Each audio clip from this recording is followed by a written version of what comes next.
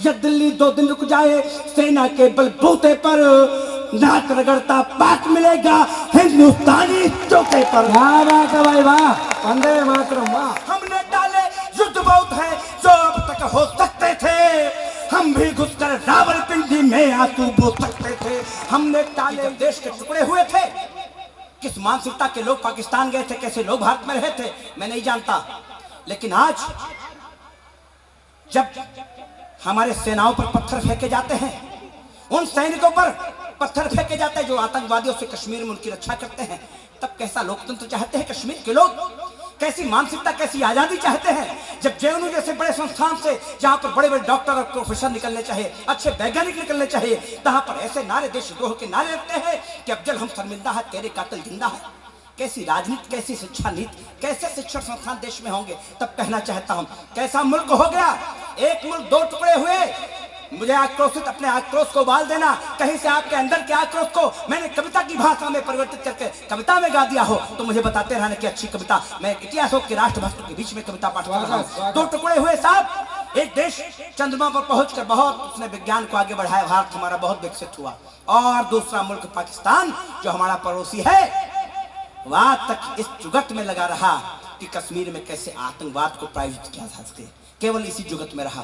कहना चाहता हूं कैसा मुल्क हो गया, कैसी विश्व में परिभाषा हो गई इसके मुल्क की। तब कहना चाहता हूं कि जो दुनिया को दहशत वाला पाठ सिखाता वाया है, पाकिस्तान कैसी परिभाषा, पाकिस्तान का अगर कहीं सच्चे तरीके से उसकी भाषा मेरी कविता में उसका स्वरूप कहीं से दिखाई पड़ जाए तो ऐसे राष्ट्रभक्त लोग इधर से बहुत तालियां बजी हैं, लेकिन पीछे के लोग जो खामोश रहे वो मोहल्ला भी लगे। और इस कवि सम्मेलन को कविता तिवारी तक पहुंचाना, चंदन राय तक पहुंचना चाहिए। ये कवि सम्मेलन पूरी तरह से खुला होना चाहिए, क्योंकि मुझे भी ऐसा कहीं से नहीं लगा है कि इतने बड़े नाम होने के बावजूद आप कविता के उस महोत्सव को, इस महोत्सव को उस तरह से नहीं सुन रहे जिस तरह से सुना जाना चाहिए। तब कोशिश करता हूं कि जो दुनिया को दहशत वाला पाठ सिखाता वाया है, जो दुनिया को दहशत वाला पाठ सिखाता वाया है, जो दुनिया को दहशत वाला पाठ सिखाता वाया है, कश्मीर में घुसकर हमको वाक दिखाता वाया है, जो दुनिया को दहशत वाला पाठ सिखाता वाया है, कश्मीर में घुसकर हमको वाक दिखाता वाया है।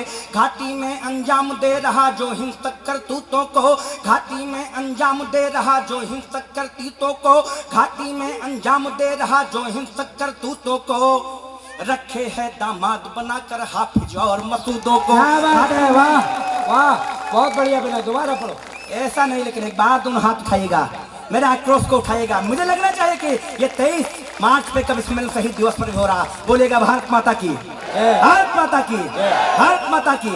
अब पढ़ना चाहता, अब लगा कि जो दुनिया को दहशत वाला पाठ सिखाता वाया है, कश्मीर में घुसकर हमको वाक दिखाता वाया है, घाटी में अंजाम दे रहा जो हिंसक करतूतों को, रखे है दामाद बनाकर दाऊद और मसूदों को, रखे है दामाद बनाकर दाऊद और मसूदों को। आजादी से नेहरू वाली भूल बना जो बैठा है, 47 से दिल के अंदर सूल बना जो बैठा है, 47 से दिल के अंदर सूल बना जो बैठा है, जिसकी खातिर इनकलाब था जिन्ना वाले नारे में, जिसकी खातिर। और अगली पंक्ति में आपको लगना चाहिए आपके अंदर के आक्रोश को मैंने कविता में लिखा हो। तब कहना चाहता हूं कि 47 से दिल के बंदर सूल बना जो बैठा है, आजादी से नेहरू वाली भूल बना जो बैठा है, जिसकी खातिर इनकलाब था जिन्ना वाले नारे में, जिसकी खातिर इनकलाब था जिन्ना वाले नारे में, जिसको भाई समझ के हमने बांट दिया बंटवारे में। क्या बात है भाई, वाह वाह भाई वाह वाले नारे में, जिसको भाई समझ के हमने बांट दिया बंटवारे में, जिसको भाई समझ के हमने बांट दिया बंटवारे में, हमने जिन्ना के सपनों को पाक सरीखा नाम दिया।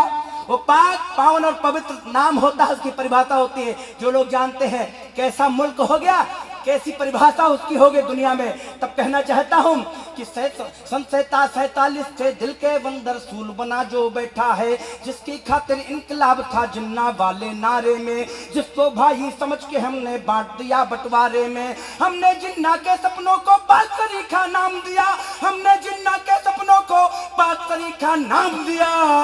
लेकिन तुमने कैसे दामन उग्रवाद का थाम लिया, लेकिन क्या तुमने बात है, कैसे वाह। दामन उग्रवाद का थाम लिया। हमने जिन्ना के सपनों को पाक शरीखा नाम दिया, लेकिन तुमने कैसे दामन उग्रवाद का थाम लिया। ऐसा नहीं है कि पाकिस्तान ने आतंकवाद का दंश नहीं झेला है।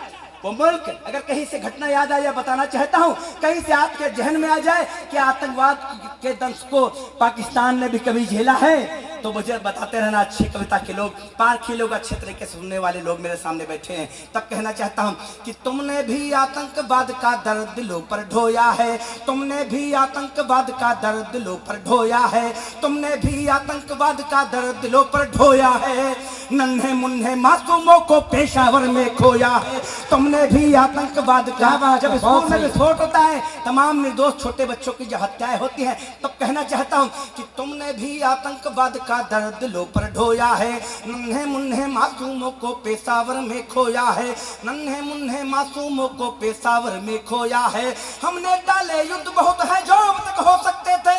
ऐसा नहीं है कि हमारे पास अवसर नहीं थे, हम युद्ध कर सकते थे। आज स्थिति ऐसी हुई जब हमारे 44 तमाम वीर सैनिकों को विस्फोटक पदार्थ से उनके पीठ छुरा भोंककर उन्हें ऐसे मार दिया जाता है। हमें अवसर थे, उरी में हमला हुआ, पठानकोट में को हुआ, हमारे हेमराज जैसे तमाम सैनिकों के शीश काटे उस मुल्क ने।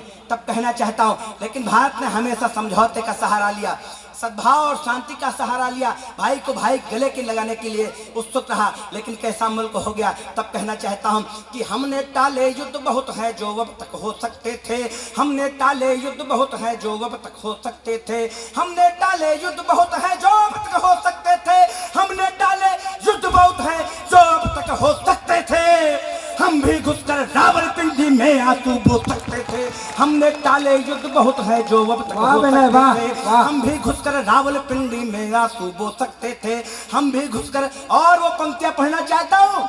अभी मुंबई, औरंगाबाद, महानगर, महाराष्ट्र गया, बहुत तालियां मुझे मिली। वो पंक्तियां पढ़ना चाहता हूँ। युद्ध के मायने नहीं होते। इमरान खान ने बयान दिया कि पाकिस्तान युद्ध नहीं चाहता है, हम शांति चाहते हैं। जब हमने अभिनंदन को भेजा, अभिनंदन को छोड़ना पड़ा। जब विश्व के तरफ से उस पर एक शिकंजा कसा, इमरान खान वो बोलता है, जब सिद्धू जी गए हमारे यहाँ तो एक वीडियो मेरे सामने आया, बोले पाकिस्तान तब बगल में बैठेगा हिंदुस्तान के जब सिद्धू पाजी वहां के वजीर आजम होंगे। कैसी मानसिकता के लेके गए थे सिद्धू जी। कोशिश में टाइम रहा तो मैं वही कविता पढ़ूंगा, लेकिन वो मुल्क कैसा हो गया। तब कहना चाहता हूं कि हमने टाले युद्ध बहुत है जो अब तक हो सकते थे, हम भी घुसकर रावलपिंडी में आंसू बो सकते थे, हम भी घुसकर रावलपिंडी में आंसू बो सकते थे। अब के युद्ध हुआ तो इतना बतला दो इमरान को, अब के युद्ध हुआ तो इतना बतला दो इमरान को, अब के युद्ध हुआ तो इतना बतला दो इमरान को, सेना बना चबैना देगी पूरे पाकिस्तान को। क्या बात है, वाह वाह वाह वाह भाई विनय वाह। हुआ तो इतना बतला दो इमरान को, सेना बना चबेना देगी पूरे पाकिस्तान को, सेना बना चबेना। लेकिन हमारे सैनिक कैसे लड़ते रहेंगे। कश्मीर में जो लोग रहते हैं, जब जैनों से नारे हुए कि अफजल हम शर्मिंदा है, तेरे कातिल जिंदा है, कौन से लोग थे जो पत्थरबाज फेंकते हैं। मैं कहता हूँ विधायक जी, उस दिन उस कश्मीर से आतंकवाद मिट जाएगा जिस दिन हमारे सैनिकों की गोलियां उन आतंकवादियों की तरफ नहीं बल्कि उनकी छातियों की तरफ होंगी जो पत्थर फेंकते हैं। क्या बात है भाई। रात का आक्रोश आप मुझे आदेश दें तो उन पत्थरबाजों के खिलाफ पढ़ना चाहता हूं। पत्थर कैसा लोकतंत्र चाहते हैं देश की 70 सालों की आज़ादी के इतिहास में, कैसी आज़ादी चाहते हैं। करोड़ों रुपए हमारी सरकार द्वारा फंड रिलीज किया जाता है उनकी सेवाओं के लिए, उनकी सुरक्षा के लिए। कैसी मानसिकता के लोग कश्मीर में रहते हैं। सब एक गान गाना चाहता हूँ, ऐसे दोस्त दोहियों के लिए कुछ पंक्तियां पढ़ना चाहता हूँ। कैसे लोग रहते हैं, किस मानसिकता के लोग रहते हैं।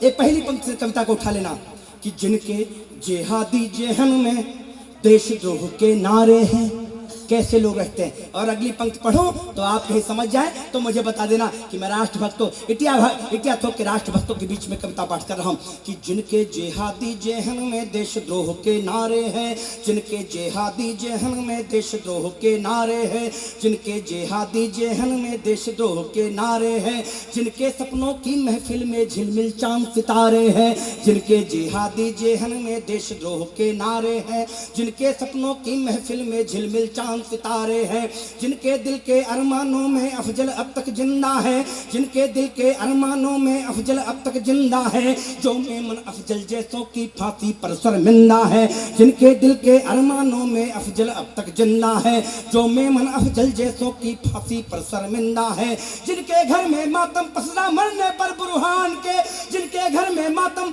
पसरा मरने पर बुरहान के, जिनके घर में मातम पसरा मरने पर बुरहान के, बोलो उनको कैसे बोलूं बेटे हिंदुस्तान। क्या बात है, वाह वाह विनय वाह। फिर से पढ़ो ये लाइन। साहब 30,000 का हुजूम देखा गया जब उस बुरहान वानी को सर्जिकल स्ट्राइक मारा, सेना ने मारा तो 30,000 का हुजूम देखा गया उसकी अंतिम यात्रा में।